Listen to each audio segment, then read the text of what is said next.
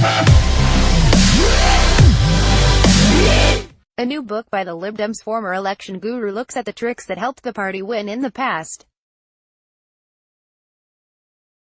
But where now? The 2018 party conference season was not a good one for the Liberal Democrats. At a time when both major parties are more polarized and fractious than in decades, disillusioned voters are not looking to the Lib Dems. Incredibly, they are failing to benefit from their clear pro-EU record. The once great political tradition is reduced to gimmicks such as bargain basement membership fees, and letting anyone run for leader. What would Roy Jenkins, the greatest liberal of the 20th century, think? Or Gladstone or Hugh Raymond? The Liberal Democrats have plenty of policies, but struggle to define their unique selling point in an easily digestible way. They are enduring a vicious circle of irrelevance. With their parliamentary representation vastly reduced, they have minimal media impact, and bump along with a dismal opinion poll rating. Moreover, they continue to be punished for the Cameron-Clegg coalition of 2010-15. For these reasons alone, Chris Rennard's autobiography, Winning Here, is worth a read. Lord Rennard is the greatest election wizard the Liberals have ever had. From the 1970s onward, he masterminded an astonishing string of by-election victories, turning safe Tory or Labour seats into third-party triumphs. As he gained influence in the party, he focused their meagre resources on targeting seats. The result was the highest number of MPs since the 1920s. For anyone interested in how to pull off this electoral trick, Winning Here as a how-to guide of record-breaking psephology. Rennard's strategy was to pick local issues, flood voters with leaflets raising those local issues, to expose the laziness or arrogance of whichever party had held the seat previously, and then get out the vote on polling day.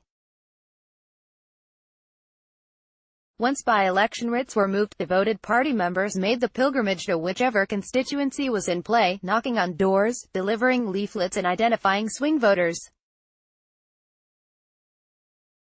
Losers grumbled that the Liberals were inconsistent and cynical, saying one thing to Welsh sheep farmers, and another to cappuccino drinkers in Richmond. The party still suffers from this absence of a simple, coherent message on national issues, beyond platitudes. Aside from electioneering, we follow Rennard's worries that Charles Kennedy's alcoholism would demolish the party's electoral progress. At the Lib Dems' high-water mark, Kennedy was failing to turn up to important parliamentary debates, delivering slurred speeches while struggled to stay vertical, and avoiding the necessary campaign duties during by-elections. Yet, as Rennard notes, Kennedy could be a superb communicator when he was on form. He spoke human, and could sound both reasonable and intelligent while injecting a gentle humor that pricked the pomposity of Tory and Labour opponents. Whatever your views of Kennedy, the scale of the self-destruction involved is tragic. It also took a toll on Rennard, who managed the disasters left in Kennedy's wake, always bracing himself for the next problem.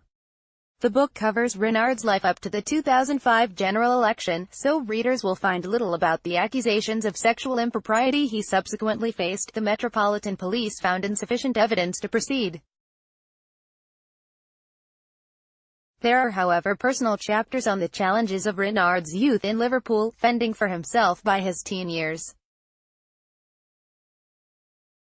So where now for the party that Rennard worked so hard to make relevant? Few voters doubt what Labour, the Tories, the Greens or UKIP stand for.